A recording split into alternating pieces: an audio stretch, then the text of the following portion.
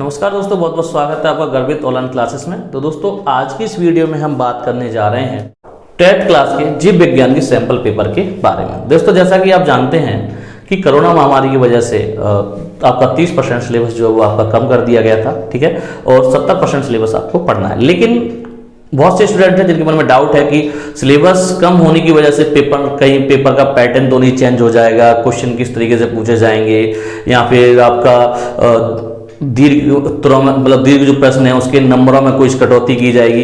तो उसी के अंतर्गत हम आज सैंपल पेपर देखेंगे जीव विज्ञान का कि कितने प्रश्न इसमें पूछे जाएंगे, कितने बहुविकल्पी, कितने अति लघु, कितने लघु, कितने दीर्घ, और कौन सा प्रश्न कितने अंक का आपसे पूछा जाएगा और कितने प्रश्नों में आपको छूट दी जाएगी जिससे कि आप प्रश्नों को अच्छी तरीके से लगा सकें। ठीक है, तो इसी के अंतर्गत आज की वीडियो में हम जीव विज्ञान का सैंपल पेपर देखेंगे और इसमें हम 2020 मतलब यूपी बोर्ड द्वारा जो 2020 में जो पेपर जारी किया गया था उसके पेपर को हम देखेंगे और देखेंगे क्रम से कि कितने प्रश्न इसमें पूछे गए हैं और कौन सा प्रश्न कितने अंक का है। तो इसमें केवल अंतर इतना रहेगा कि जो आपका 30% सिलेबस जो कम किया गया उसका एक भी क्वेश्चन नहीं पूछा जाएगा इस साल। ठीक है, तो देखते। तो दोस्तों जो आप देख सकते हैं प्रति 10 प्रश्न पत्र 2020 जीव विज्ञान केवल प्रश्न पत्र कक्षा 12। ठीक है, उसमें आप टोटल जो है आपको 3 घंटे 15 मिनट मिलेंगे और आपका जो क्वेश्चन होगा वो 70 नंबर का होगा, क्योंकि 30 नंबर का आपका प्रैक्टिकल होता है। ठीक है, आप इसमें कुछ हमें इंस्ट्रक्शंस दे रखे हैं। तो प्रारंभ के जो 15 मिनट हैं वो हमें केवल प्रश्न पत्र को पढ़ने के लिए दी जाएंगे। दूसरा है कि सभी प्रश्न अनिवार्य हैं।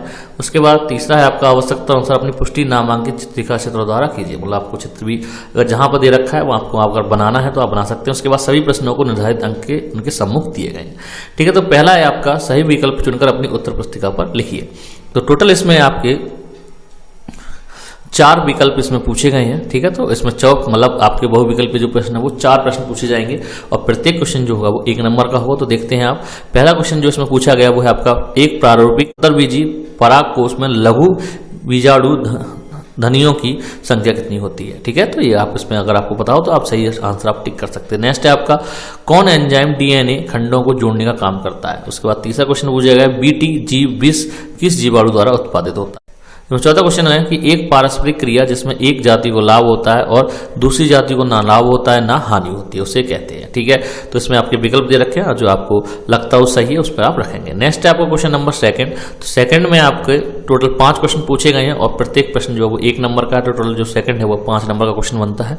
तो देख लेते हैं, लीडिंग कोशिकाओं द्वारा संश्लेषित व स्रावित प्रसरण हार्मोन का नाम लिखिए। उसके बाद खास में एक परिपक्व परागकण में समाहित कोशिकाओं के नाम लिखिए। उसके बाद घ है आपका किसी एक क्लोनिंग संभाग का नाम लिखिए जिसमें बिना गुणसूत्रीय नियंत्रण के स्वतंत्र रूप से जीवाणु कोशिकाओं के अंदर प्राकृतिक प्रतिकृति करने की क्षमता होती है।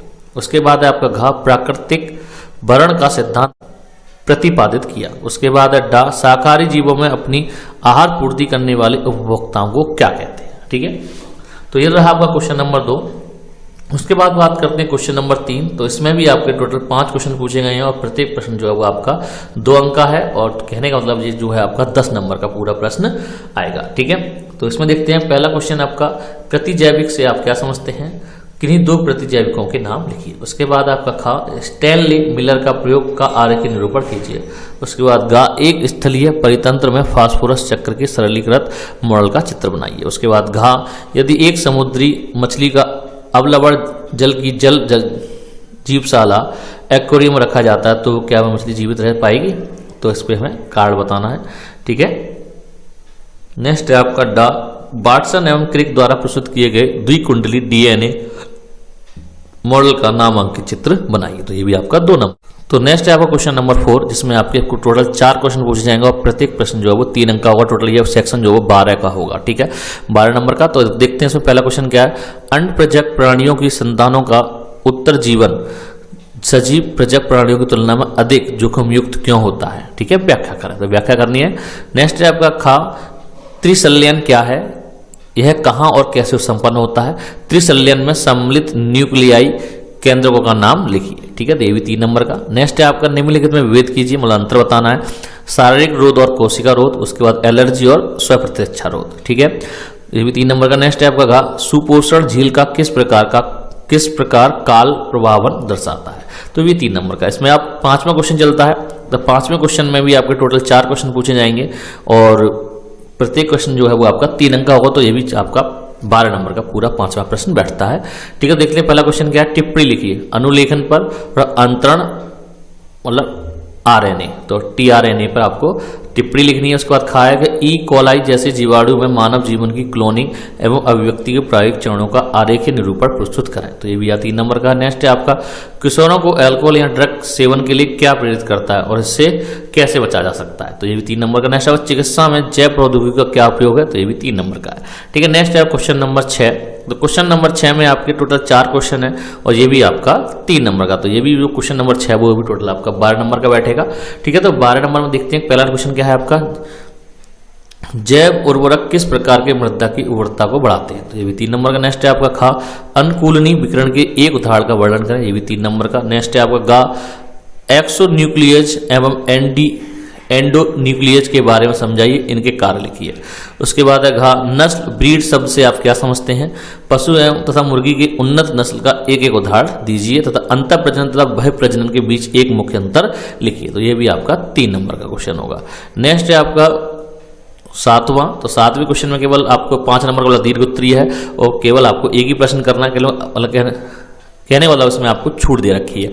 तो जनन की परिभाषित कीजिए, जीवों में विभिन्न प्रकार के अलैंगिक जनन की विधियों का वर्णन कीजिए। ठीक है, उसके बाद इसमें दूसरा दे रखा है कि परागण क्या है, पुष्पी पादपों में होने वाले विभिन्न प्रकार के परागण का वर्णन कीजिए, जीवीय परागण क्रमों के बारे में उल्लेख कीजिए। ठीक है, तो ये भी आपका 5 नंबर का। नेक्स्ट है आपका 8, डार्विन के प्राकृतिक चयन सिद्धांत का वर्णन कीजिए, अथवा करके आपको दे रखा है डीएनए अनुवांशिक पदार्थ है, इसे सिद्ध करने के लिए हर्शे व चेस के द्वारा किए गए प्रयोग का वर्णन कीजिए। तो दोस्तों इसमें से केवल आपको एक ही प्रश्न करना चाहिए, आप इसे कर सकते हैं या ये कर सकते हैं। अब बात करते हैं क्वेश्चन नंबर 9, तो क्वेश्चन नंबर 9 में भी आपके मतलब 2 प्रश्न है, उसमें से एक करना है। पहला क्वेश्चन है आपका पारिस्थितिक पिरामिड सूची स्तंभ क्या है, संख्या तथा जैव भार की सूची स्तंभों के उदाहरण सहित वर्णन कीजिए, तो ये 5 नंबर का क्वेश्चन है। उसके बाद नेक्स्ट है आपका अम्ल वर्षा क्या है, औद्योगिक संस्थानों में प्रयुक्त होने वाले ईंधनों द्वारा उत्पन्न पदार्थों वायुमंडल प्रदूषण से हानि एवं उससे बचाव के उपाय लिखिए। तो दोस्तों question number 9, question number 8, question number 7, 5-5 number के क्वेश्चन है और इसमें आपको प्रत्येक में छूट दे रखी है। ठीक है, तो दोस्तों ये था आपका बायोलॉजी का 12th क्लास का पेपर। ठीक है, ये आपका सैंपल पेपर है, तो आपका पेपर जो आपका सेम टू सेम इसी तरीके से आएगा, लेकिन प्रश्न आपके चेंज होंगे। ठीक है, हो सकता है कि इस प्रश्न में मतलब इस प्रश्न पत्र में से भी आपके कुछ प्रश्न उसमें आ जाएं। ठीक है, तो आप इस पेपर को देख लें किस तरीके से प्रश्न पूछे जाएंगे और कौन सा प्रश्न कितने अंक का होगा। तो दोस्तों ये थी आज की वीडियो, उम्मीद करता हूँ आपको जरूर पसंद आई होगी। अगर वीडियो आपको पसंद आई इसे लाइक करें, शेयर करें और हमारे चैनल को सब्सक्राइब करना ना भूलें। मिलते हैं अगली वीडियो में। जय हिंद, जय भारत।